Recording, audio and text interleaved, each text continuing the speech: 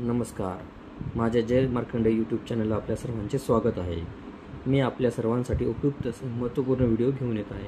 पण त्यापूर्वी माझ्या जय मार्कंडे यूट्यूब चॅनलला लाईक, शेअर आणि सबस्क्राईब करायला विसरू नका आणि बेल आयकॉनला प्रेस करून सर्व नोटिफिकेशन्स ऑन करा, जेणेकरून आपणास प्रत्येक व्हिडिओचे नोटिफिकेशन सर्वात अगोदर प्राप्त होईल. धन्यवाद. चला तर मग पाहूया आपण पुढे.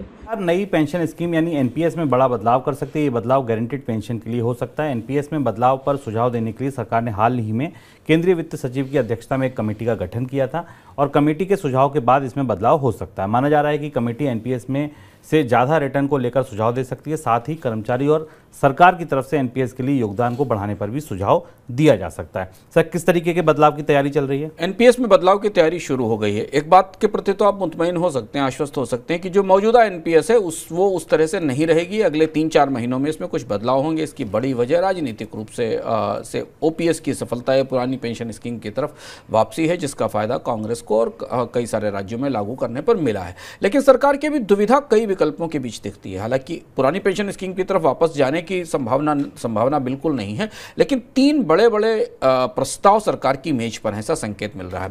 पहला प्रस्ताव वो आंध्र प्रदेश वाला मॉडल है, जिसमें कि आपकी जब कर्मचारी जब रिटायर होता है उसको आखिरी वेतन का 33% निर्धारित पेंशन के तौर पर दिया जाए, जो कि पुरानी व्यवस्था में 50% हुआ करता था। एक दूसरा ये कि अगर ये न दिया जाए तो एक गारंटीड रिटर्न निर्धारित कर दिया जाए, जो कि किसी भी परिस्थिति में बाजार ऊपर नीचे जाए लेकिन रिटर्न उतना मिलना चाहिए, क्योंकि एनपीएस का कॉर्पस या एनपीएस के फंड्स शेयर बाजार में निवेश होते हैं और शेयर बाजारों में गिरावट के कारण एनपीएस के रिटर्न में भी गिरावट आती है। तो एक निर्धारित रिटर्न तय कर दिया जाए कि 7%, 6% या 8% रिटर्न तो आपको एनपीएस पर मिलेगा ही, जो आपने बचत रखी।